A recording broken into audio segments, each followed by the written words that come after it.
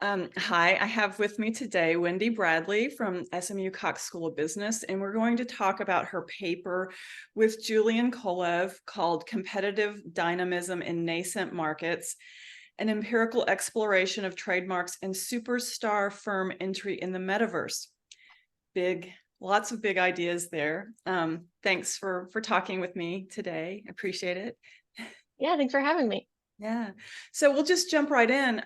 So just kind of looking at it from a big picture point of view, in what way would you say that your paper contributes to this understanding of the rise of intangible assets and a value driver in the global digital economy? Yeah, so trademarks, specifically as part of intellectual property, are becoming increasingly important, but any uh, any of these intangible assets, whether it's patents or copyrights, are becoming extremely crucial to value creation for companies. So it's how they protect their ideas. It's also how they signal to the market what they're working on. It's also how uh, competitors can build on existing technology and come up with new technology. And because they're becoming increasingly important, there's been a lot more research done on what exactly is happening with patenting, copyrights, and trademarks. And this paper, we're looking at specifically trademarks because they have a lot of unique properties that are different than patents and copyrights. Mhm. Specifically, you have to use them in commerce. And so it gives you a good idea of what firms are doing in terms of product development. Yeah. So in a way, it sounds like trademarks are actually more applied, in some respect. I mean, versus patents. That's kind of interesting. Absolutely. A patent or even a copyright can be, whether it's an idea or an invention, can sort of be very cerebral and very almost just at the idea inception age. And copyrights obviously are expression, but trademarks are unique because you have to use them in order to have an enforceable trademark. You have to use it in commerce. Yeah. Your trademark has to be attached to a product or service that's being sold, and you have to prove that to the US Patent and Trademark Office. And so, yeah, it has a very unique property, trademarks. Wow, that's interesting. And I'll just add that your co-author actually is at the United States Patent and Trademark Office, and I know he was at Cox too, and I remember some of his research. Always liked that. Also, in your paper, you mentioned that under uncertainty, classic economic growth theories are less reliable, and sort of that gets at this changing nature of value creation. Can you talk a little bit about how this is sort of blowing up the playbook on classic economic growth models? Absolutely. There are a lot of things happening with what is just generally in a broad sense referred to as the digital economy. So ever since we started getting digital products, goods on the internet that aren't physical, they come with unique economic properties that are different from physical goods. So something you hold in your hand, in order to duplicate it, is involves an entire process of operations and fabrication and supply chain management. Even, let's say, like a counterfeit item that's physical requires some sort of input. But when it comes to digital goods, you have none of those things. I mean, the marginal cost to reproducing something that's digital is, especially today, almost zero. Mhm. So it just comes with all these unique aspects, and there's an increasing interest as a result to what's happening to these new digital markets. So when you have brand new products, whether it's virtual reality or now we have artificial intelligence, or when you have something that involves digital goods and digital inputs, it just opens up a whole new ideas for value creation. So how do you make, not just in the simplest sense as a firm, how do you make a profit, but what are you protecting? What is the actual good and service sold? What are the inputs? Who owns them? Um, and questions like that. And so this idea that uncertainty for an economist or researcher always is interesting, but especially now with digital goods, there's so much more uncertainty about what firm succeeds and what firm doesn't in a space, that we didn't have as much before, because when you're producing a physical good, supply chain, economies of scale, those are sort of known concepts that have been developed that apply to resources and capability building that no longer do. Or I guess I shouldn't say that, we just don't know as much. Right. No, this kind of gets to some of actually my latter questions, but we'll just jump there because you kind of get at that. And it's about these, you're getting at this idea of valuations, right? And I was looking at that table of the world's most valuable brands. I've got to put these reading glasses on. This is tiny type. And I noticed that, so you look at the brands from 2000 to 2018, and what's interesting in 2000, there was, Microsoft was there, but there was no Google. Coca-Cola was number one. And then in 2008, Google emerges as a top brand, most valuable brand. Google stays in every iteration of this top valued brands, and probably through today. This goes to 2018. Apple starts coming on board in 2010. Microsoft stays in there as a valuable brand all the way through since 2000. Really interesting. They're a bellwether, and then what's interesting too, I noticed, and this has to do with your, physical goods versus born digital firms, and we'll get to that in a minute. But in 2018, Amazon is a most valuable brand, and Amazon is digital but physical goods, so that's kind of interesting. And then what you just talked about too, the ecosystem of virtual worlds table that you have, because what you're talking about is, there's all these categories: infrastructure, which includes chips and, and all that, hardware, virtual worlds, economic infrastructure like crypto, exchanges, and then experiences, which is what we think about a lot with like the metaverse. We think about it in terms of Facebook's metaverse, kind of thing, which is a whole different thing than what all these other categories are. And I guess that's why you, in your paper, you say that that the metaverse could generate $5 trillion by 2030, which is the size of Japan's economy. So in that number, I guess you're including all this whole ecosystem. Is that correct? That's exactly right. So we didn't come up with that number. That's sort of market research based on all of those categories you mentioned. So whether it's hardware, infrastructure, or whether it's the platform, so the virtual world, so Linden Lab, metaverse, which we talk about a lot, but it could be Roblox, Minecraft, and then the experiences, which is gaming and virtual sports, virtual fashion, virtual concerts. So all of that together is the ecosystem of virtual worlds, and it really has a huge potential, and a lot more goes into it than I think is often captured by the news or general media. Yeah, because when you look at the back end, right, the hardware, the infrastructure, the software, all that is where a ton of value creation exists. And we just don't identify that because we don't, we're not physically connecting those dots, per se. And it's not the sexy stuff you hear in the media, with it. Well, even having this meeting between you and I virtually is encroaching on what anybody investing in virtual worlds is trying to do, only they're trying to transform this into being more interactive, potentially including some version of like AR, artificial reality, or VR, virtual reality headsets. It doesn't have to, but again, even what we're doing now is sort of like going to, I think, eventually merge with what we're talking about in this paper, which is virtual worlds more broadly. Right. Well, that's okay. So that gets to a question I had, and a different question was, so why is the metaverse a source of innovation for firms and including physical goods firms? Isn't this just like an additional marketing spend, being kind of like pragmatic about it? And I know there's a product development angle, but why is it a source of innovation and value creation in the way we're talking about it too?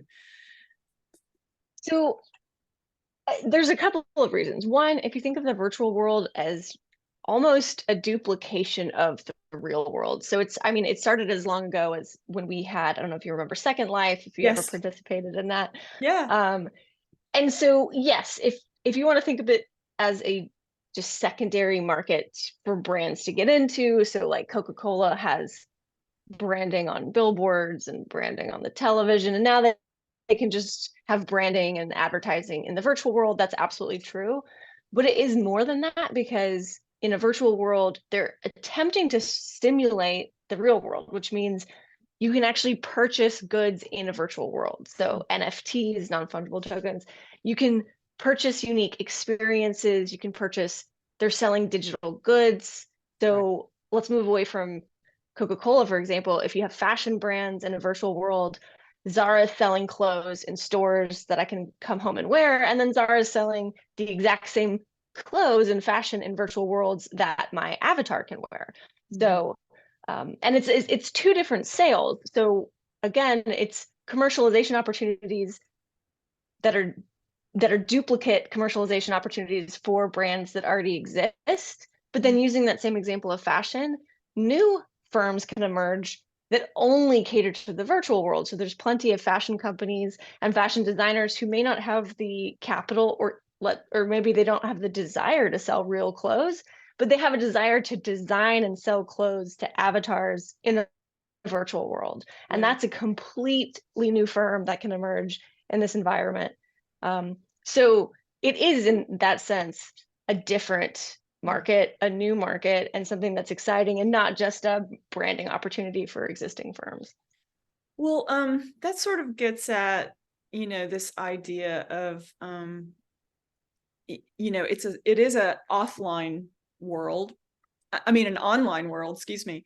And yeah, it's kind of interesting that, how does that create value in the world, in an online world, living in an online world versus an offline world? That's a whole nother, topic. um, but we'll get back to your paper, because I'm going off the grid here. um, so but this is tied into what you're talking about. So in your paper, in terms of competitive dynamics, there's the small firm versus large firm dynamic, and then those that are born digital versus physical. Can you talk a little bit about just some of your top line findings on that, and how superstar entry impacts? And I know that there was a specific case with Facebook and the metaverse as well. But yeah, can you just talk Sure. about that? So there are a lot of things going, a lot of moving parts to this paper, but ultimately the question we're asking is, does a superstar firm entering one of these new markets, these nascent markets like the metaverse, change the competition and how rival firms interact with each other, or the number of big versus small firms? How does it change the competitive dynamics of that new market? And the reason why we think that's an important question is, again, the table you're citing in the paper, but that we just talk about more broadly, more and more of these information technology companies are among the 5 largest, and that list has stopped changing. So whereas we used to get fluctuation between GE and then maybe Exxon and maybe Coca-Cola change in terms of the largest, most valuable companies, we don't have that anymore. Now it's simply Alphabet, Amazon, Apple, Meta, Microsoft. And then Yeah. if you're talking about valuations, Netflix, and those are sort of the big tech that's constantly in the news. Mm-hmm. Those are what we call, this is a term from other authors, but superstar firms. Yeah. And so that concept is interesting because more and more we have these trends where industries are a winner take all. So instead of having firms that had a cost or quality advantage, and therefore they would have a higher market share, industries are becoming increasingly concentrated.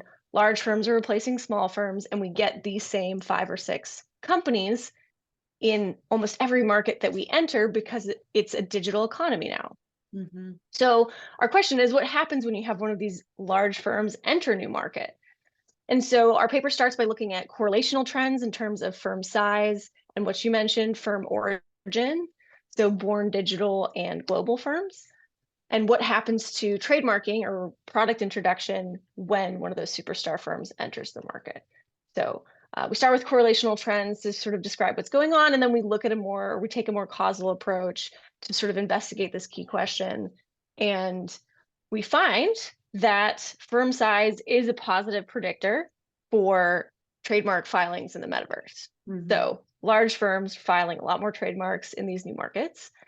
But then we also find that born digital firms and global firms have a much stronger effect. So they're doing even more in these nascent markets. So when we look into superstar entry, we're using an event where Facebook acquires a virtual reality headset company, Oculus, as sort of the shock to the market. Yeah. And we find that after Facebook enters this market, so a superstar firm, trademark filings decline by 10%. Right. You can just conceptually think that on average, firms are getting out now of this new market. Yeah. There's a decline. Yeah. But then obviously when we investigate it further, there's some dynamics, and I can go into that as well. But it does, recently in the news, it reminds me of what's happening every day in terms of what the FTC is doing. The FTC just sued Amazon. The FTC is really big on curbing potential monopolies by these superstar firms. So we thought it would be interesting to at least empirically investigate what's happening, to look at it from an academic perspective. Right. No, for sure. Yeah, because there is concentration, and we see this in other industries as well.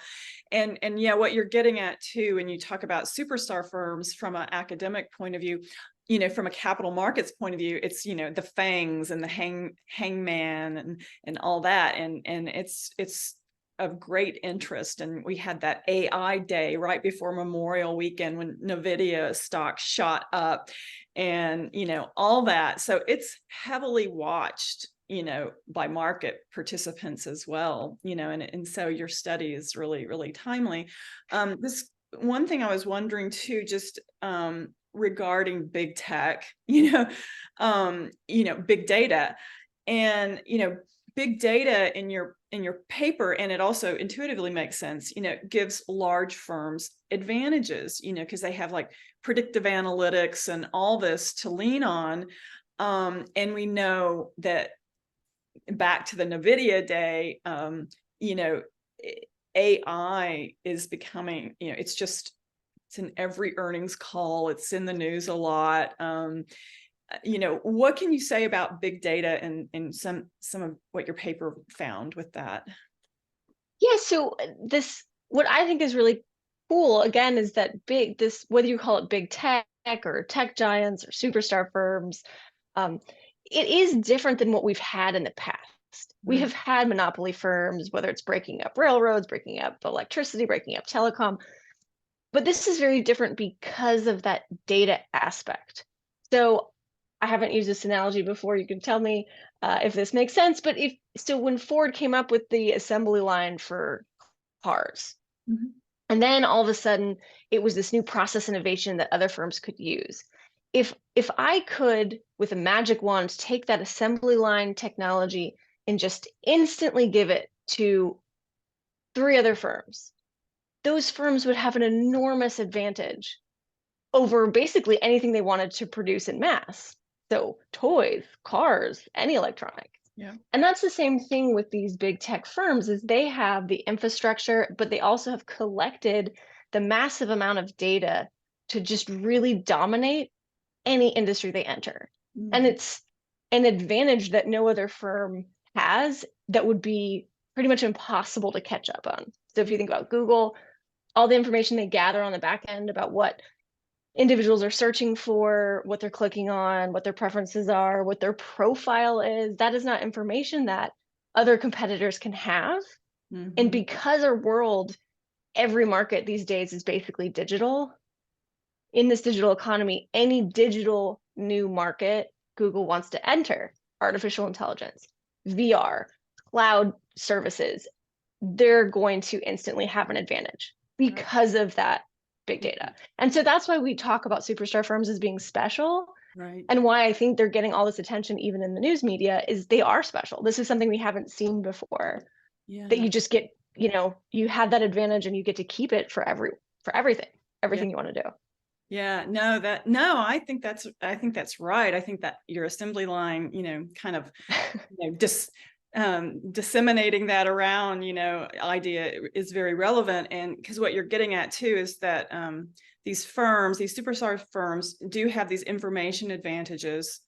And, because they have been tracking all their customers, so to speak, they have access to all that. And so, yeah, so they are ahead. And I think there are think tanks that, do spend a lot of time looking at this sort of thing, with predictive analytics and everything. But then you always have this human element, right? As well as, we see these things, and it's super relevant in business contexts, what these trends look like. And then you have these little like human events or geopolitical events or pandemics, whatnot, that sort of like upend, but there's this staying power, like you mentioned, with big tech and big data. That's not going away. Right. Yeah. um Well, and it's not really, if you think about it, it's not a world we would want to live in. So I do know, in at least with AI, I have some friends working on their own, let's say, idea that incorporates it for taking AI into a certain industry. And then they hear, oh, Microsoft's working on that project, or Google has now adopted that project. You might as well give up, yeah. because there's just Yeah. these advantages that they Yeah. have that you can't quickly duplicate these days. And I think that's the concern, going into sort of the implications of why it's important to know. So, do those individuals give up? That's sort of the question behind the paper. As Yeah. soon as you see these superstar firms enter, what's the reaction? And does your digital origin, whether or not you're global, and your size affect your decision? And we find that it does. Yeah. Well, the analogy that's coming to my mind is if you're a minnow and then there's all these whales around, you know, you could get eaten up, but maybe you just join them, you I'm just going to join you on your menu. Well, actually, maybe it should come as a relief, because on average, we find that trademarking declines when Facebook enters. But when it comes to actually looking at characteristics of firms, it really depends on the type of firm you are. So we Yeah. can be comforted by the fact that those smallest firms actually look very similar to the largest firms, and they persist. In fact, they actually just increase their product trademarking a little bit more. The Mm, ones who are really losing, it's a U shape, it's the ones in the middle. yeah. The small and medium sized firms are the ones that are really driving that negative Mhm. average effect. So they're the ones that sort of decide to opt out, Mhm. or appear to be declining in terms of the product introduction. So I guess in some sense it comes as a relief that it doesn't mean when Yeah. Facebook enters or superstar firm enters, it doesn't mean everyone exits. It's just the average effect because of those middle firms really dominating. Oh, so you're saying, it's the outliers, the really, really smart firms, so to speak, the small, nascent firms that make it, and then everybody else just kind of has to give up because they're not adding value or something, in a way. Yeah, we don't really have the answers, Yeah. but some of the things we suggest is exactly what you're saying, which is the very small firms, they have already committed to Hmm. entering the metaverse. And maybe this is all they do, it's their strategic priority. And so they don't really have an option, they just persist. And maybe Yeah. that increase is due to what you said. Maybe they're like, okay, we could get acquired now by Facebook, or maybe we'll double down on our product introductions to get a competitive advantage. And then on the opposite spectrum, the other firms that persist are those super large firms. And I think that that interpretation is a little bit easier, which is to say they think they can compete. So Mm. they do have the resource and capabilities advantage in terms of just pure size, that superstar entry doesn't affect them as much. Yeah. No, I kind of see this playing out some in some of these venture capital funds I look at that are doing really edgy things in energy innovation, and that's kind of a space I'm in. But I can see these dynamics playing out, the very things you're talking about, which is really, really interesting. And so it's kind of the physical world, but it dovetails with a lot of this virtual world and that sort of thing. Um, Oh, I know what else I was going to ask you, because we're sort of talking about this a little bit too. It's just, the idea of creative destruction. Really one of my favorite economic terms, the Schumpeterian concept. And in your paper that y'all felt that this applied, the idea of creative destruction. Can you talk a little bit about that, how you view that with your findings and paper? Yeah, I think creative destruction is a term that comes with anytime you're talking about innovation or measuring innovation, which you could call trademarks evidence of innovation. And every time you have something, a new market, a new product, or disruptive technology, you're going to replace old ones. And so I think there's a lot of uncertainty about whether or not virtual worlds, what are we going to see with them in the future? How are they going to develop? Who are going to be the major players in that space, or will it just disappear altogether? And it's just part of this idea of uncertainty with these new markets, but being absolutely crucial, because this is where we're getting innovation to replace old technology. This is where we're getting innovation in firms that helps consumers. Right. Right.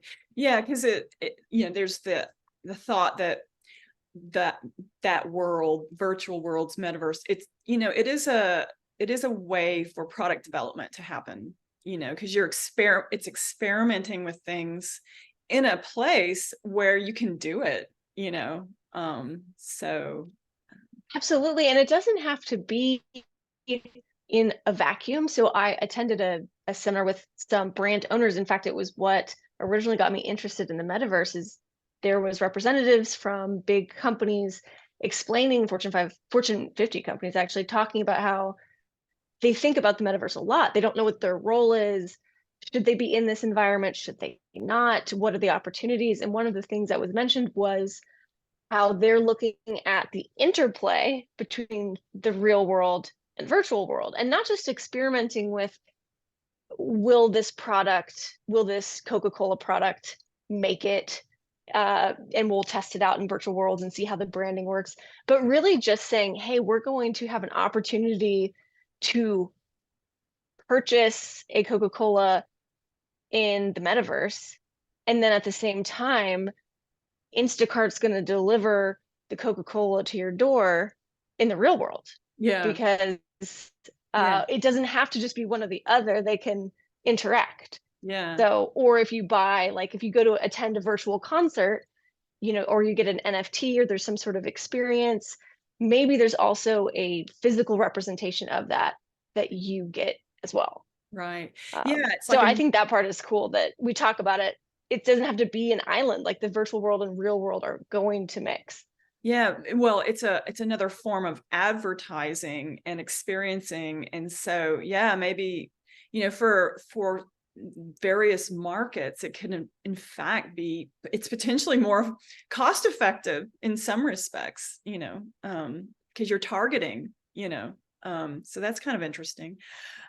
Just in sort of wrapping up, I wanted to just see, was there any like key takeaway or finding that you wanted to convey that you thought was important with it? Yeah, I think I've mentioned it a lot and you asked me, but I'm not sure I ever defined the term born digital or Mm, digital firms. And yeah, I think that that's an interesting finding. Another cool part of the digital economy, when suddenly you have digital goods that aren't physical, is that all of a sudden, if you have information technology, you can access the entire world. mhm, So unlike a physical good where you start maybe producing a product in the US and you sell it within Texas, let's say, and then you start to sell it to consumers in other states. And then if you grow large enough, you go international. That doesn't have to happen if you're a firm with a yeah, global product, or sorry, with a digital product. And so this concept of born digital firms, part of the interesting aspect of born digital firms is that they become international immediately, or they right, have that option. And we've seen in other research that that often leads to uh, longevity of firms, firm survival, and firm success. And so, what I think is cool about some of the results we find is that these born digital firms also like introduce products in the metaverse at above average rates after Facebook enters. And so they also seem to be in some way insulated from that negative effect. Mhm. And I think that's cool. And again, it should give, I think, an important policy implication and important implications for firms where we talk a lot about how big tech has these advantages, but so do firms that start off as a digital firm that Mhm. invest at the very beginning, at day zero in technology. And so I think, again, it comes as a comfort to Yeah. anyone looking to compete in these new markets Yeah. that Born No. Digital also has an advantage. Oh, absolutely. And funny enough, I had that question. I'm glad you circled back to the Born Digital idea because I love that concept.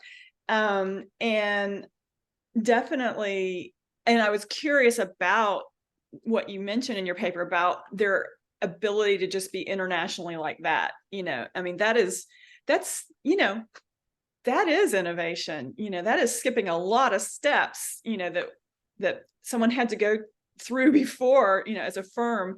And since you said that, now I'm going to have to do this. I know where this is going. The Facebook t-shirt. So one day that's going to be an NFT, but this was before they had, changed their name to Meta, and my daughter had worked as an intern there. So I snagged that t-shirt from her. But I wonder what your paper would say about that as a virtual good versus, but that's really interesting though, because in 2014, as you mentioned, with Facebook at the time, when they bought the VR headset firm, there was a lot of discussion about, the value of VR, and that really came to light during the pandemic. There was this big, is our energy stocks more valuable? Is Facebook more valuable? What are the drivers? And it sounds like your paper is saying that this really has staying power beyond beyond the disruptions we have seen in the past, beyond the pandemic, beyond the Ukraine-Russia invasion, all these things that sort of changed a little bit of the dynamic, that it's still on. The digital world is just advancing, and AI is sort of this, it's the new, really cool thing that people are talking about, but that's not all there is. There's a lot more to it as well. Absolutely. And people love to think about, and we've talked a lot about the branding opportunities. People love to think about gaming and things like that when it comes to the virtual worlds. But where virtual worlds are really going to, I think, last and make their mark are really more serious professions. So I was just listening to more research about how when medical doctors interact, they come up with better solutions, better outcomes for patients. And it has to do with that communication, or I guess idea exchange. I'm not sure the mechanisms were teased apart exactly, but we see that a lot with teams too at firms.